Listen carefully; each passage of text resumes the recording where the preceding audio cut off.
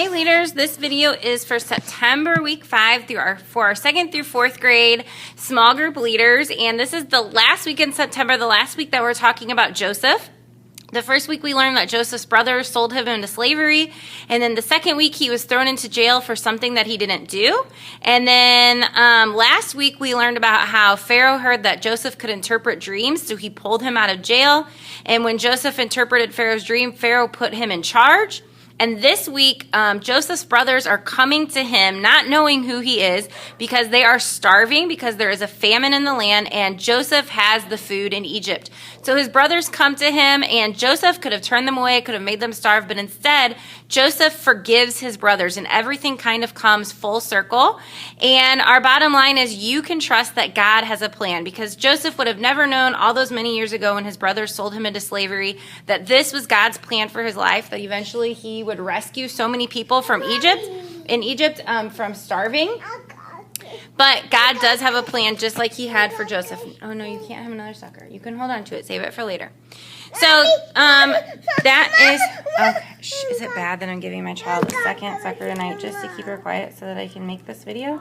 Don't judge me as a parent right now. This is not good parenting moves. Sorry, I know the screen is black. I just set this down. Okay, good job, Hinky. Hold on one second. And I bribed my other child with $1 to clean up the room. So, you know, you gotta do what you gotta do. So this month we're learning all about trust, putting your confidence in someone you can depend on. And our memory verse for the month is trust in the Lord with all your heart. Do not depend on your own understanding. Proverbs 3:5. So, we'd love for you to join us in the garage room at 8:20 and 10:20 to pray and gather together so that we can go over what we're talking about for the day. It's just a great time to really huddle up and do that. Make sure that you're in your small group time by 8:30 and 10:30 though, so that you know you've got everything ready to go. And when kids start to roll in at 8:40 and 10:40, make sure you welcome them, know everybody's name, ask about their week, help any first-time guests feel welcome. Henry, stop bumping into me because you're moving my thing. And then ask kids to share certain plans that their families might follow. So maybe a plan that they have for a meal or for packing up the car, for getting ready for school or getting ready for bed. And then let them compare their plans and see how different families do different things. Then when service starts at 9 and 11, you're going to do this really fun little intro activity. And you're going to give each kid 4 orange paper strips, and you're going to have them glue them down one at a time so that they're glued in the center. There's directions, but this is what it looks like. And then they'll fold them up and glue them into the middle so that they look like this orange ball, and then they're going to add this little stem. So what you're going to do is you're going to give kids these 4 orange strips and 1 brown strip, and you're going to put out the glue sticks, which I got new ones for you guys. And you're going to tell kids that you're going to give them instructions to make a craft, but you're not going to tell them what they're making. They're just going to have to trust that you have a plan. And if they ask, don't tell them. They can guess, but don't tell them if they're right or wrong. Henry, please stop bumping into me. And so you're going to take 2 orange strips, put them like a plus sign, then add another one, then add another one, glue each one down so they look like that.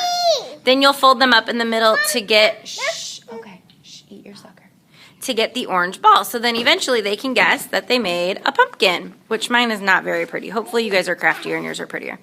So then you'll just say, so you guys were a little frustrated that you didn't know my plan for what you were making, weren't you?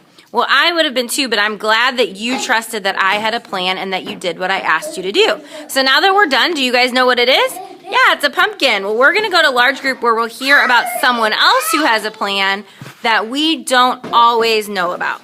So then you'll head down to large group. This week we have a live host, but you'll be watching the video for the story. When you get back, you're going to divide your kids into 3 groups, and each group is going to come up with a plan for a camping trip. So they're going to plan where they're going, what they're going to take, how they're going to get there, who will go with them, what they're going to see, what they're going to do. And then they're going to share their plans with each other after you've given them some time to create them. And you'll just close this activity down by saying, so you guys each had a different plan, and often God has a different plan than we do, and we can trust that his plan is always better than ours, even when it doesn't seem like it. So when everything seems like it's falling apart, God has a plan. When your parents get divorced, God has a plan. When your grandma dies, God has a plan. When you can't get along with your friends or your siblings, God has a plan. And what are some other situations where things maybe don't make sense? Let kids brainstorm, and then just close by saying you can trust that God has a plan. And if you can, make it personal. Tell kids about a time in your life when everything maybe seemed to be spiraling out of control, but you chose to trust that God has a plan. And if maybe you can see what the plan is now, and you can share that with your kids, or maybe you don't know, and so that's okay too. Then for the memory verse activity, what you're going to do is each group has these cups that have pieces of the memory verse on them.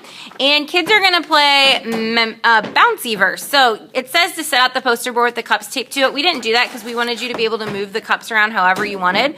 So just set the cups out, and then you're going to have kids back up like 4 or 6 feet away, and have half the kids stand on one side of the cups, half the kids stand on the other, and then you're going to have ping pong balls and tell kids that their goal is to bounce the balls into the cups so that they end up in verse order. So if they don't quickly understand what they need, what they first need to work together to figure out which cup they should go into. So they're going to have to look at the cups, don't put them in memory verse order, kind of spread them out, and the kids are going to have to decide which cup do they have to bounce their ball into first.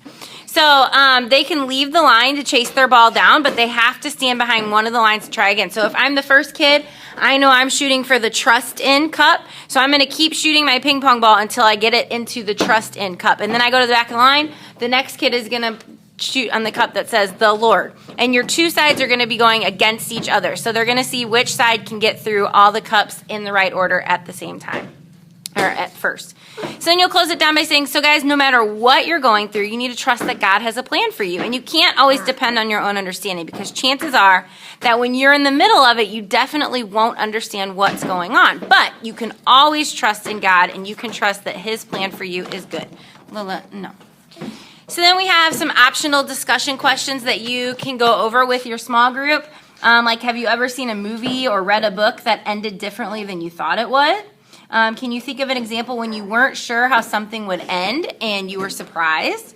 Maybe encourage kids to share a time when they had to trust God. Is there anything that they're trusting God with right now? And how does the story of Joseph help them remember that God has their back? Then to close down in prayer, just ask kids to quickly tell you what happened in each Bible story of this month. So there's a little summary of the 4 weeks. And that remind kids how God is working through all of it to carry out his plan for Joseph and his brothers. And it was all part of a bigger story, the story of Jesus and the Bible. And then you can just close down with the prayer like the one below, and just remind kids that no matter what they're going through, they can trust that God has a plan.